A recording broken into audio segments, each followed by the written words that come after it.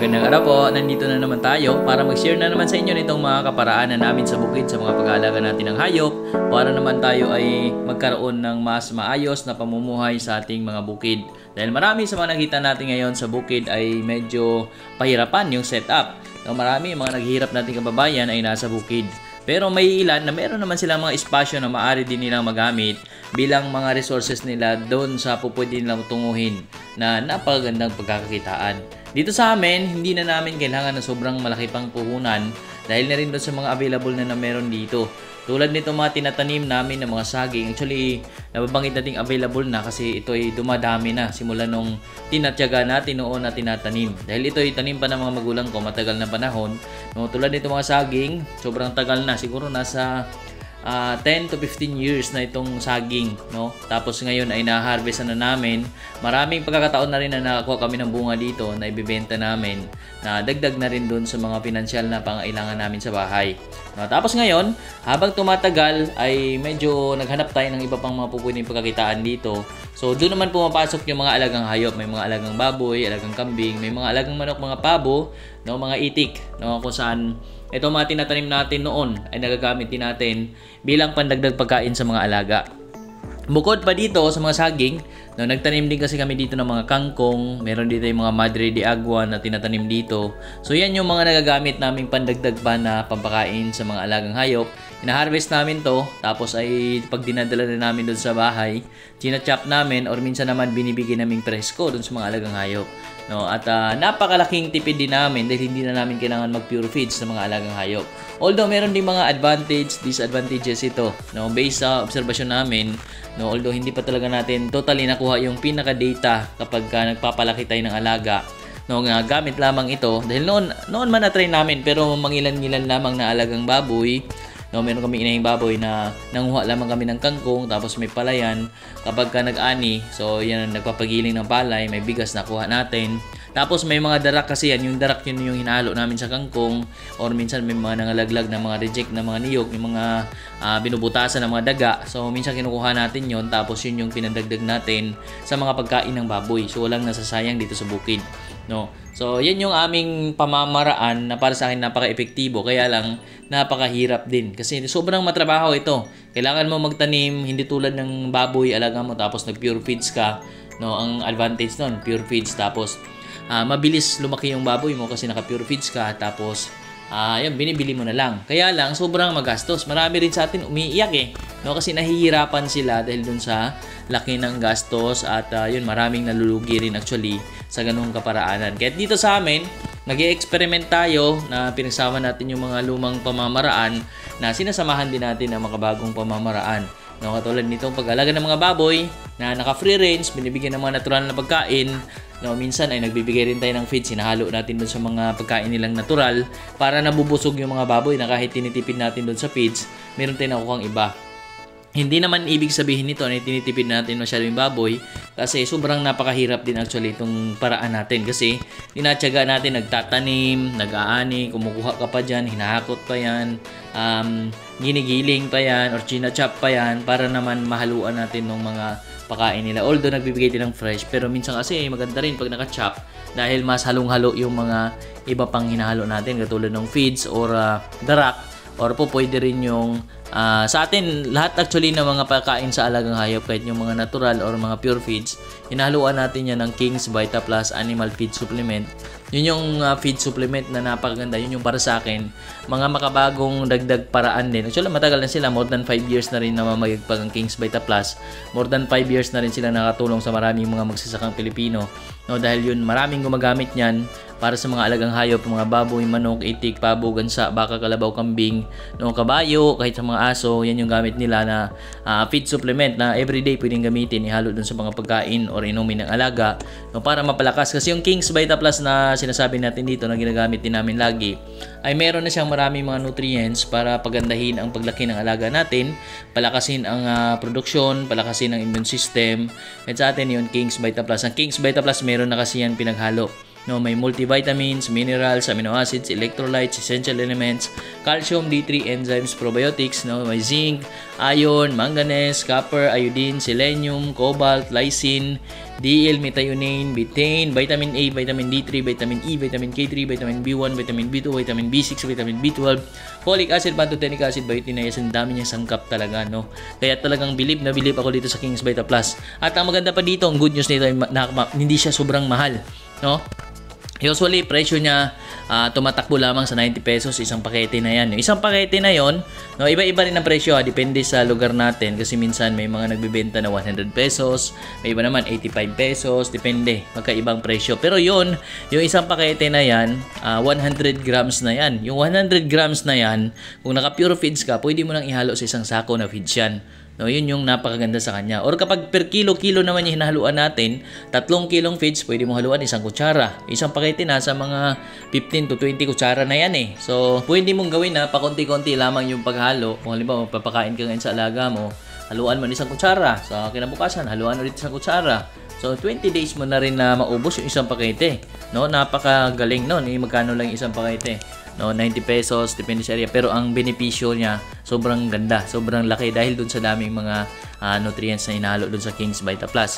At ang maganda dyan, yung King's Vita Plus Animal Feed Supplement na binabanggit natin, yan ay registered sa Bureau of Animal Industry. Kaya talagang proven, tested siya na talagang makakatulong dun sa mga alagang hayop natin at pasok mismo sa standards ng Bureau of Animal Industry yung ating King's Vita Plus Animal Feed Supplement.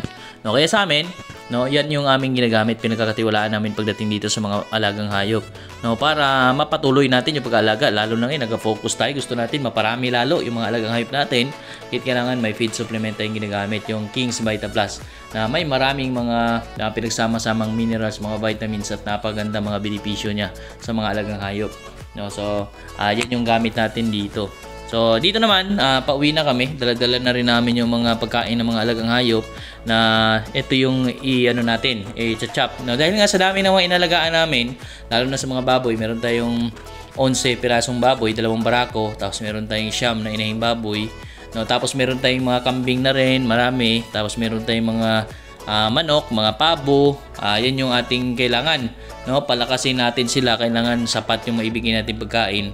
Kaya gamit-gamit namin tong kalabaw kapag naghahakot kami ng mga pagkain ng mga alaga namin, no, para mas marami kaming madala pa uwi. Ang maganda dito, no, buti na lang si Papa may mga alaga siyang kalabaw, no, tapos may ginawa siyang itong hatak-hatak ng kalabaw, kangga, no, na malaking bagay din dito sa amin sa bukid. Kasi medyo nasa babang area yung kuhanan namin. So medyo mahirap talaga siya na motor yung gamit. Although minsan nagmumotor ako pababa, pero hindi ganoon kadami yung dala-dala ko. Hindi tulad ng meron tayong kalabaw. Actually dito sa mga alaga ng tatay ko, tulad itong kalabaw, yung mga baka niya, hindi rin yan nabili yan. Actually nakikialaga lamang siya, kaya nagkaroon din siya nito. No, kasi dati talagang hirap na hirap din talaga. No, hirap na hirap kami sa buhay. No, nakikialaga para magkaroon ng mga alagang hayop. Kahit na sa mga baboy, no, yan ay marami rin actually ako nakilala na may mga nakikialaga din, may mga nagsisipag, nagtsatsaga din sila sa pagpapalaki ng biik, no, kahit hindi sa kanila. Yun ay nakikialaga sila. Tapos pagka malaki na yon, hati na sila nung may-ari noon kasi siya nagpapalaki. Tapos kapag yun ay nabuntis at nanganak, yung anak naman noon hahatiin din nila. So yun yung mga usapan dito sa amin pagdating sa ganon. No, kaya malaking bagay kapag mayroon tayong sipag, tiyaga, diskartehan natin at pag-aralan din natin yung mga napili natin na alagaan. Kailangan yung kaalaman natin, no, palaguin din natin para mapapalago din natin yung ating napiling kabuhayan. No, dito sa amin, ang main na kabuhayan ng parents ko talaga itong pag-alaga ng hayop, no. Itong pag-alaga ng mga baboy, dyan yung pinaka number 1 na pinagkuhanan ng source. Yung mga baboy, tapos may mga alagang manok, pag ulam, nandun na, yung mga itlog, karne ay nakuha na sa silong yan. Yung mga pabo, yan, pinaparami natin. Actually, yung pabo, yung kambing, yan medyo bago lamang sa amin. Kasi ang pinaka-inalagaan ng parents ko, yung talaga yung baboy, yung manok, no? Tapos yung mga baka, kalabaw, yan yung meron na sila, existing. Bali, ako nagdagdag na lang ako ng kambing, ng pabo. Tapos, ayan, gusto natin mag-focus din. Gusto ko magkaroon kami ng sariling baboy din. No, kaya nag-alaga rin ako ng sariling baboy. Tapos sila mama, meron din silang sarili. Yun yung ini-improve natin lalo dito sa bukid at nag-experiment pa tayo ng maraming pwede nating mai-apply dito na gamit-gamit natin yung mga natural resources na meron na dito. Halimbawa, yung mga damo na nagiging problema minsan kasi sobrang mahirap din actually yung paglilinis. Lalo na dito, medyo malawak-lawak yung linisin. 7 hektarya na niyugan. So, kailangan malinis lagi. So, isa sa naging solusyon natin dyan ay pag-alagaan natin ng hayop. No, paglagay natin ng mga baka, kalabaw, kambing. So kung marami na masyadong alaga natin, abay yun na mismo ang malaking tulong din sa paglilinis. No, although may mga damo din na hindi kinakain ng mga kambing, yung mga baka, pero yun na at least medyo konti na lang. Lalo na kung naparami natin yung produkto natin sa ilalim ng niyugan, pwede na rin kung makabenta-benta tayo, malaking bagay na rin yan na makatulong din. No, bukod dun sa kabuhayan natin, ay makatulong din dun sa pagpapalinis. No, pwede na tayong magbayad kasi meron na tayong pambayad kapag meron tayong maraming inalagaang hayop. No, pwede na tayong magbayad ng tagalinis at marami pang iba na pwede pa natin ma-maximize lalo dito sa bukid natin. At maganda dito, may mga tanim-tanim na mga kawayan at yung mga damong kahoy, yung mga ginagamit na panggatong, minsan ginagamit nga rin namin yan pangdagdag doon sa mga pabahay, sa pagtayo ng pabahay ng mga alaga namin. Kaya medyo nakatipid-tipid din kami rin yung nagkakarpentero. Ang binili na lang namin ay mga yero, bumibili kami ng pako. So yun yung mga ginagamit namin. Katulad ng mga nauna, pinakita nating video, no, meron kaming extension doon sa bahay ng kambing. Kami lang din nagkarpentero. Bumili kami ng yero at pako, so nasa 1,500 lamang yung nagastos namin, pero nabuo namin yung extension gamit yung mga resources na meron na dito at yung aming kakayahan din sa pagtayo ng simpleng extension ng bahay ng kambing. At dito pagdating sa bahay, yung mga ibang mga dala-dala natin na kangkong, may mga minsan nagdadala rin kami dito ng gabi, katulad ng saging, madre de agua. Yun naman ay chinachap. Or minsan may dala rin kami ditong napier grass, yun na chinachap din. Yung napier grass kasi kinakain ng mga pabo natin yan. No, tsaka yung mga madre de agua, marami pang iba. Yung madre de agua kangkong, katawan ng saging, yun naman chinachap din. Ay kinakain din yan ng mga alaga nating baboy. Actually, kahit mga native o dito sa amin, mga upgraded na baboy, yung pansin ninyo, mga puti yung mga baboy namin, pero yan ay upgraded. Pero kapag yan ay nanganak, mayroong halo-halo yan. May iba dyan nanganak ng kulay black, no? Dahil upgraded yung mga baboy namin. May blood na sila ng black pigs. Kasi halimbawa yung tatay nila ay puti, yung nanay nila itim, so pinanganak silang puti. No, pero pagka sila ay nabuntis, sila ay ginawang inahin, nabuntis ng anak, minsan may mga lumalabas na black dahil nga yung tatay nila ay puti, yung nanay nila ay black. So yun yung mga, dito kasi sa amin, minsan doon sa mga nagpapasampa ng kanilang baboy, kung ano yung available na barako, mangilan-ngilan lamang din kasi nag-alaga ng barako. Katulad dito sa amin, meron kaming 2 barako, pero marami dito, may mga inahing baboy. Ang alaga lamang nilang baboy ay inahing baboy, minsan isa, minsan 2 piraso. So hindi na sila nag-alaga pa ng barako. Isa amin maramihan yung baboy kaya nag-alaga kami ng barako. So sila nagpapasampa na lang sila ng inahing baboy kapag naglandi doon sa mga barako namin. Wherein ang mga barako namin ay kulay puti. No, kahit na black yung baboy nila, dinadala nila, so nalalahian yun ng kulay puti. Kaya nagiging upgraded. No, although yung mga barako namin, meron din dyan upgraded, meron din mga pure dyan.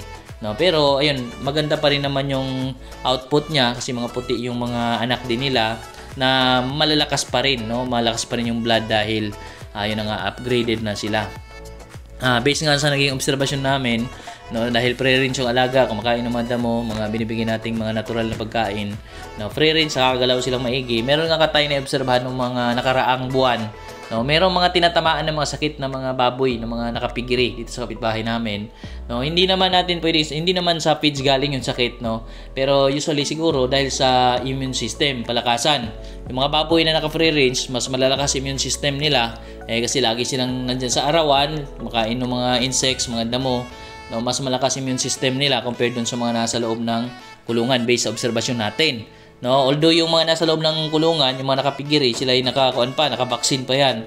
Pero yung mga baboy na nasa free range, no, ay hindi nakabaksin. Pero actually, sinasabi natin free range, hindi naman ibig sabihin nun ay abot ng free range yung mga baboy na nasa loob ng kulungan. No, hindi nakakarating doon kasi meron dito yung specific area na kung saan naka-free range lamang yung mga baboy natin.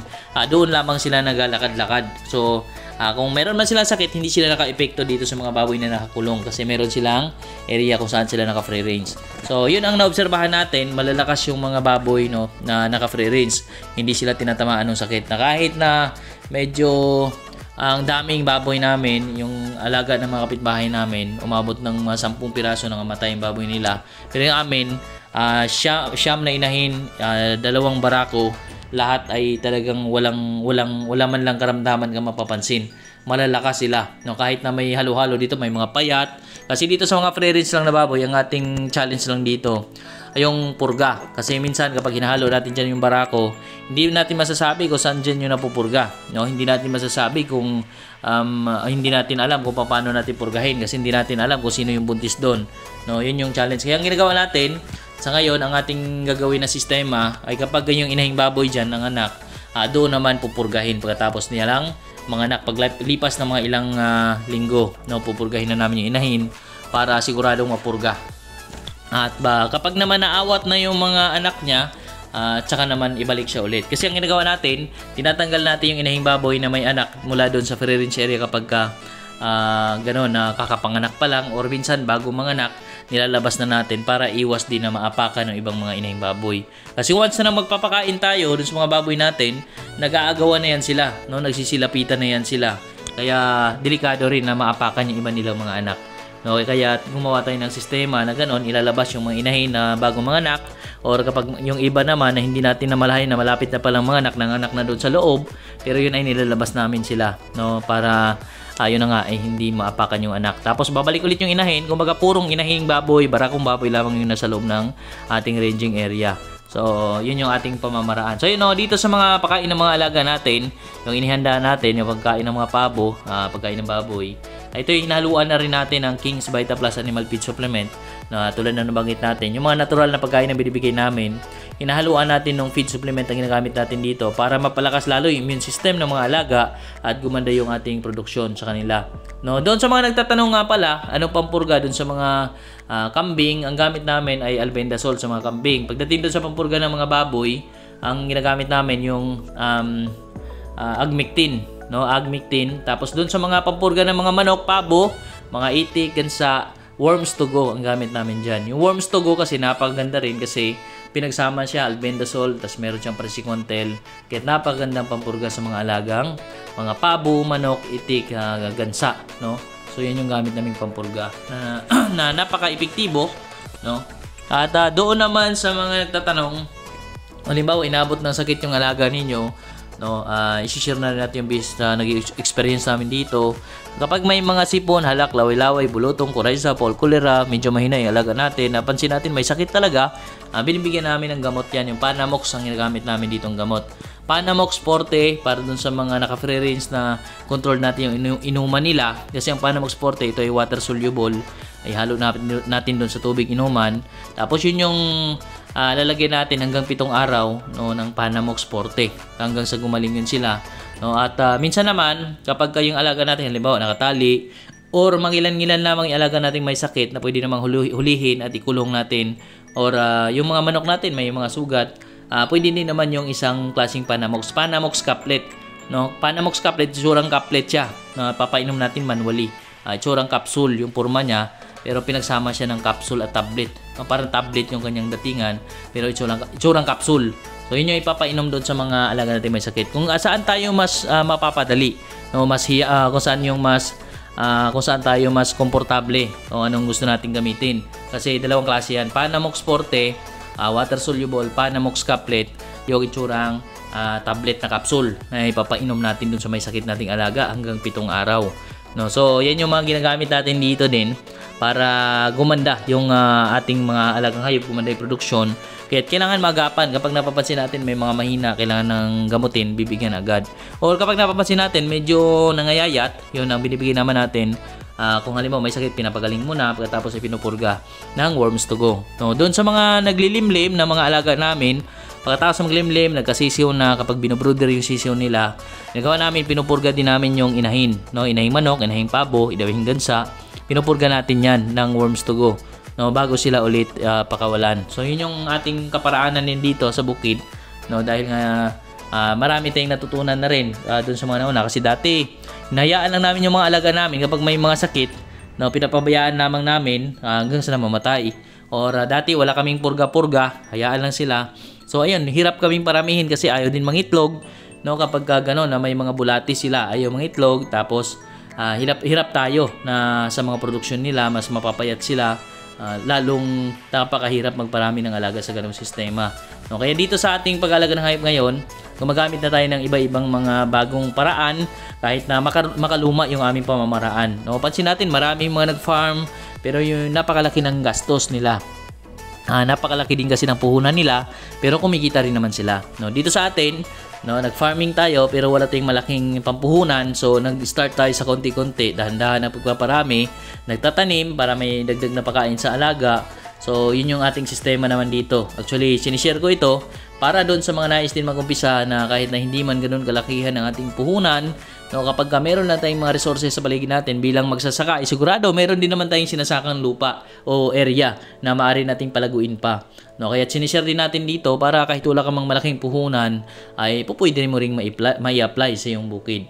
Yung katulad nitong ating pag-alaga ng hayop. So yan yung ating pamamaraan. Sana ay nakapulot kayo ng ideya dito sa ating naging topic ngayon. At muli po, maraming salamat po sa inyong lahat. Happy farming po!